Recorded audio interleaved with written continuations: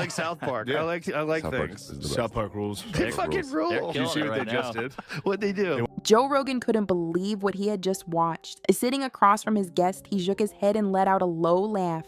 South Park did it again, he said, tapping the table.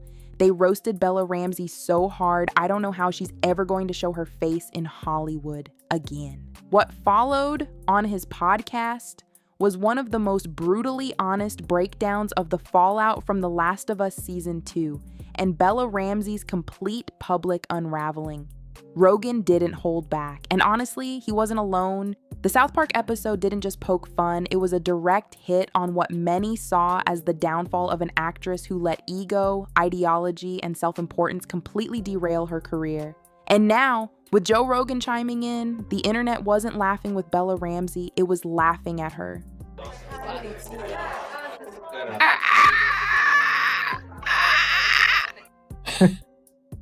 I'm sorry.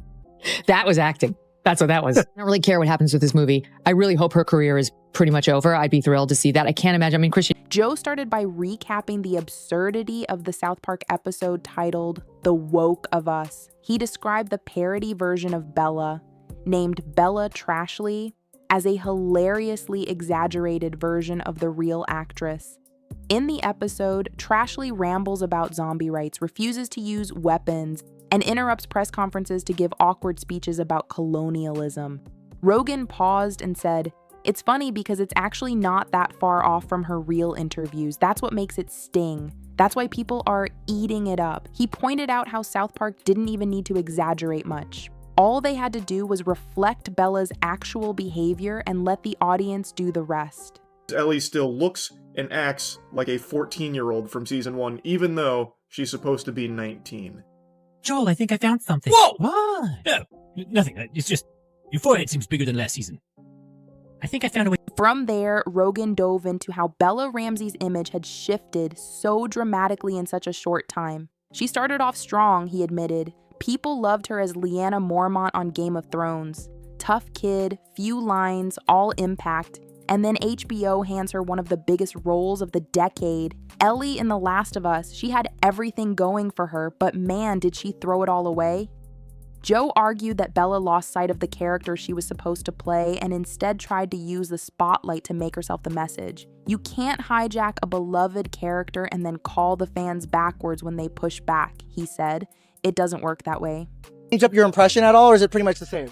Well, the noise is the same. I've not got any more noises in my back pocket. The new infected are pretty terrifying. They're so smart, and they haven't really got a noise. That's the whole point of them. Is they're silent and terrifying. Ooh, give us a little silent and terrifying. Like most people, I liked the first season. I thought they did a great job. Season 2, I was skeptical on them not recasting Ellie and keeping Bella Ramsey as Ellie because it's supposed to take place 5 years into the future, but obviously Bella Ramsey in real life was not going to age that much in, the 2 years it took between seasons. So in the show, Ellie still looks exactly the same, but is supposed to be 5 years older. Also, Ellie still acts exactly the same. For some reason, they made the decision for The Last of Us Season 2 to make Ellie dumb, to the point where she even says that she's stupid.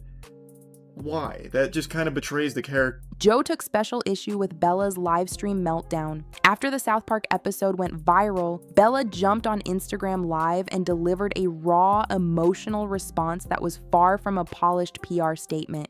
Rogan played a short clip from the stream where Bella tearfully claimed HBO had abandoned her and that she was done being your puppet. Joe just shook his head. "This is the problem," he said. "You can't get up on a live stream, cry into the camera, call it a public execution, and then expect people to rally behind you. That's not strength, that's a mess." And South Park turned it into comedy gold. As the conversation continued, Rogan and his guests discussed the broader culture in Hollywood, where actors feel entitled to rewrite characters and dictate creative direction. "It's wild," Rogan said. "Imagine signing up for a show like The Last of Us, and instead of playing the character that fans love, you decide you're going to rewrite the whole thing because you feel like it needs to be more modern. That's not acting. That's activism with a costume on." He mocked how Bella reportedly demanded rewrites on set, clashed with directors, and wanted input on marketing materials. "You're not the showrunner. You're not the writer. You're the actor. play the part or step aside, Joe added. We just had to not like each other for a bit. You had to not like me, which came easy.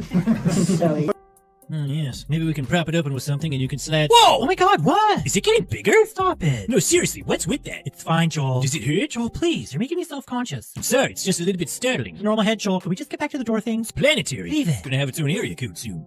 He also laughed at the reports of behind-the-scenes drama during the filming of season 2. According to industry insiders, Bella constantly interrupted shoots, challenged scripts, and even tried to shape the arcs of other characters. Joe commented, "That's not passion, that's control. And when you start fighting everyone on set because you want to turn the show into your personal mission statement, guess what? The studio is going to move on." And that's exactly what HBO did. Rogan highlighted how HBO quietly began erasing Bella from promotional materials and gave her the cold shoulder. No statements, no press, no support. "They hit her with the Hollywood silent treatment," he said. "That's when you know it's over." One moment that really stuck with Joe was how South Park didn't just satirize Bella, they predicted her exact response. "That's the genius of it," he said. "They roasted her for being self-righteous, and then she goes on a live stream and proves them right. It's like watching someone walk straight into a trap with the loudest shoes possible." He noted how the internet turned her emotional meltdown into memes, TikToks, and remix videos. One viral clip even layered her crying over South Park audio with the title Trashley's Real Breakdown. Joe joked she tried to win sympathy and instead she became a soundtrack for people's meme folders. Rogan also discussed the fandom war that erupted in the aftermath. On one side were Bella's loyal supporters who claimed she was a brave actress crushed by toxic fandom. On the other side were longtime fans of the game who felt betrayed. "The fans aren't stupid," Joe said. "They know the difference between someone playing a character and someone using a character to preach. And when Bella started calling fans cowards for wanting the original Ellie, she lost them." He pointed out how petitions began to circulate, some demanding Bella's return, others demanding she never be cast again. "When your own fan base splits into two armies, that's when the studio pulls the plug," he said. The topic turned to Pedro Pascal, Bella's co-star, and rumors that he had distanced himself from her behind the scenes. While Pascal had publicly shown support, insiders claimed their relationship had grown strained. Rogan nodded knowingly. "It's never what they say in front of cameras. It's what happens when no one's watching. If Pascal saw the train wreck coming and tried to warn HBO, that tells you everything." Joe pointed out a viral moment during a press junket where Pascal awkwardly avoided a question about Bella.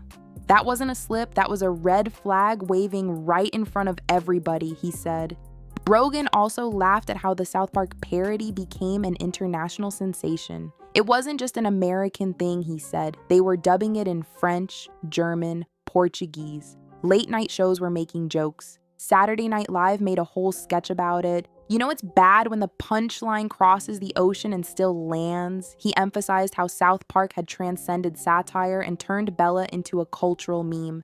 "That's the power of comedy. They took her whole brand and flipped it in one episode. Now she's not remembered for her acting, she's remembered for the parody." As the podcast moved toward its conclusion, Joe reflected on the bigger picture. This isn't just about Bella Ramsey, it's about a trend in Hollywood where people forget that storytelling is about the story, not the actor's personal agenda, he said. "When the character becomes a platform, when the message overrides the performance, it all falls apart." He warned that more stars would face similar backlashes if they forgot that audiences aren't tuning in for lectures, they're tuning in for entertainment. Joe wrapped up his rant with a final thought that summed it all up. Bella Ramsey didn't get canceled, she canceled herself. She took one of the most iconic video game characters of all time, tried to turn her into a billboard for personal beliefs, and then acted surprised when the audience pushed back. And when South Park exposed it with a few jokes and a cartoon voice, she crumbled. That's not what strength looks like. That's what happens when the spotlight gets too bright and you try to hold the mic and the script at the same time. The episode ended with Joe shaking his head one last time. South Park didn't ruin her, they just held up a mirror and what we saw wasn't Ellie, it was Bella, unfiltered, unscripted, and totally unprepared for what comes after fame. And just like that, Rogan hit stop on the recording, while the internet kept replaying Bella's downfall, meme by meme.